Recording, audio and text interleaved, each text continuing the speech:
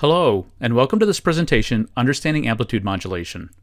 In this short presentation, we'll discuss the basics of amplitude modulation and also explain AM modulation depth, which is one of the most common measurements made on amplitude modulated signals. Modulation is the process of varying a transmitted carrier in order to convey information. There are three things we can change about a sine wave: its frequency, its phase, and its amplitude. In amplitude modulation, or AM, we convey information by changing the amplitude of the carrier. AM is used in a variety of applications. Most people are, of course, very familiar with the use of AM in radio broadcasting, but there are many other application areas for AM, such as avionics, EMC testing, etc. How do we create AM signals? Most often, AM signals are created using a mixer, the inputs to which are an unmodulated RF carrier and a low-frequency modulating signal. The result is a modulated RF carrier, whose time domain envelope is a copy of the modulating signal.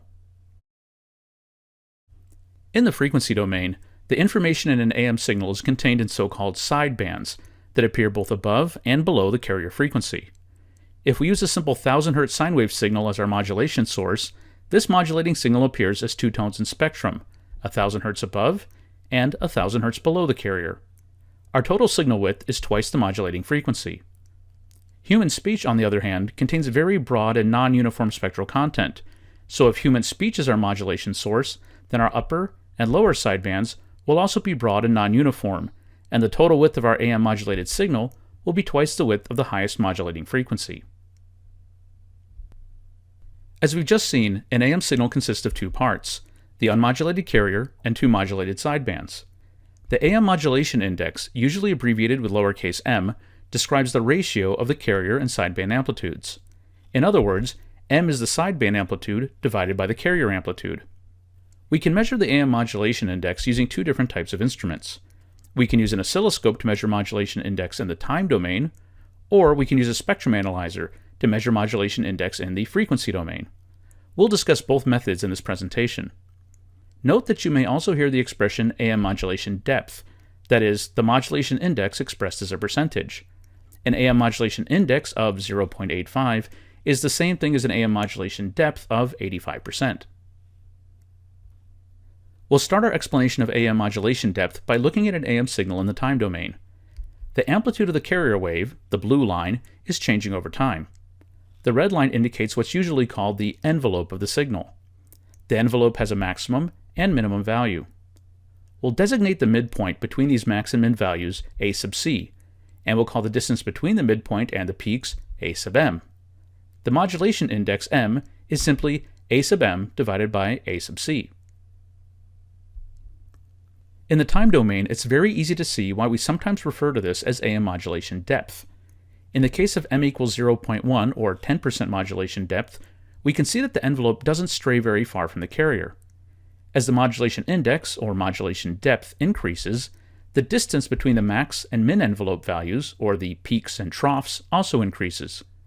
When we get to m equals 0.9 or 90% modulation depth, we have very deep valleys or troughs compared to the shallow valleys when modulation depth was only 10%. In case you were wondering, it is possible to have a modulation index greater than 1.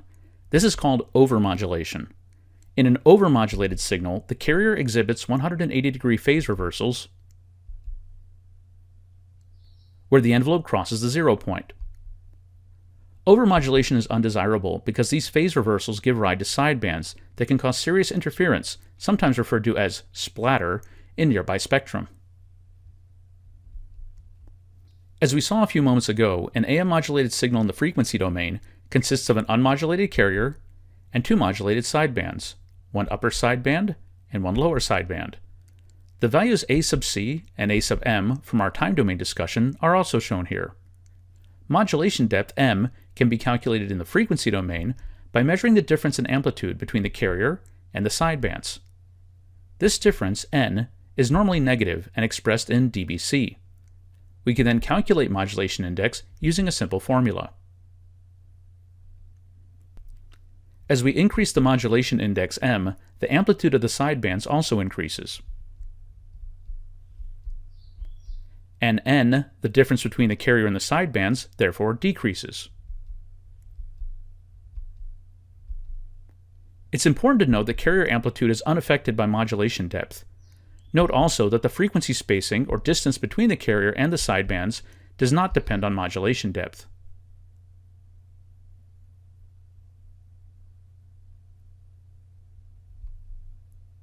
In the time domain, we can calculate the modulation index m using an oscilloscope and the so-called trapezoid method.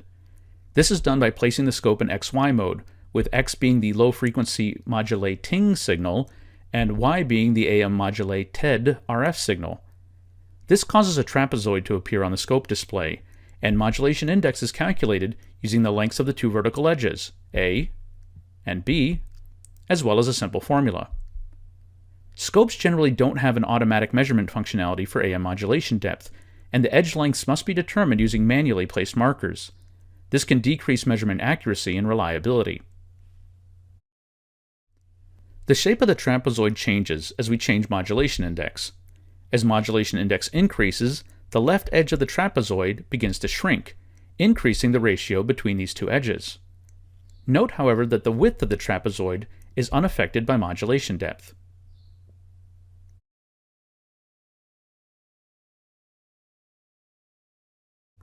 So in summary, amplitude modulation is used in a wide variety of applications, such as broadcasting, avionics, and EMC. AM signals are generated by mixing an unmodulated RF carrier with a low-frequency modulating signal.